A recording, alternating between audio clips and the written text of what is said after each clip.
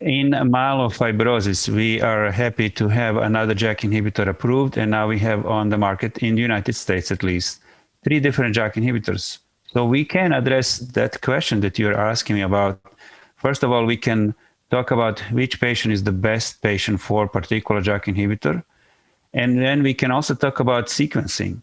We can use one after the other, because there is no reason whatever at all to say that one cannot use one after the other. I want to highlight that because people usually assume that if one JAK inhibitor in a class doesn't work, there must be a reason that would prevent the other JAK inhibitors not to work again. That's not the case in myelofibrosis.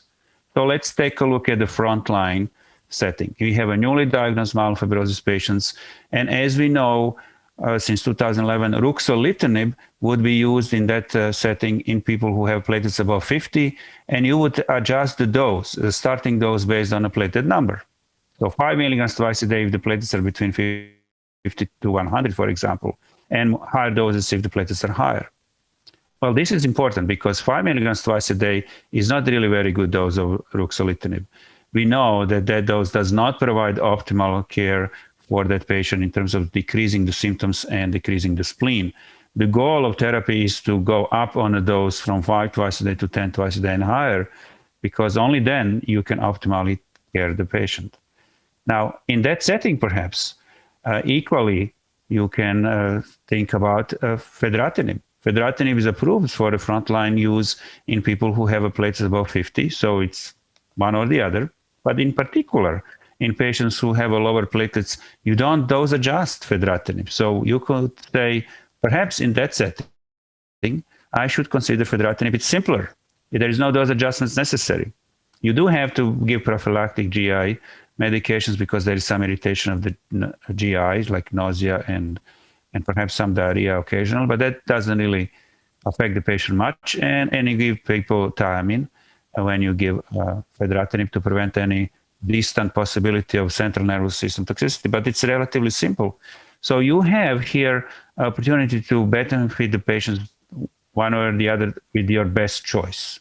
After that, you could choose Fedratinib after Ruxolitinib or Ruxolitinib after Fedratinib. In fact, there were studies done with Fedratinib after Ruxolitinib, and about 30% of the patients have significant decrease in the spleen.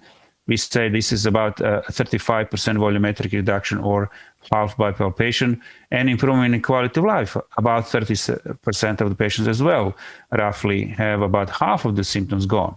So that is a full-fledged choice, Fedratinib after Ruxolitinib. And now you have a Pacritinib, approved about a month ago, and it is on the label a therapy for patients that have platelets below 50. Again, non-myelosuppressive characteristics of that drug is what is different than the others. Does not suppress the blood count. That's why it's approved in people with low platelets, 200 milligrams twice a day. You give it without much of a need for those adjustments. So dose intensity stays on throughout the therapy, and it's very good, about 30% response rate in the spleen and symptoms. Certainly, you can possibly envision that you can give it even in patients above 50, and certainly in patients in a second-line setting, in those that experience myelosuppression from Ruxolitinib or Fedratinib and become cytopenic. This is perhaps the new word that we haven't used much so far. Cytopenic patients, those with low blood cell count, particularly platelets, are a good candidates for Pacritinib.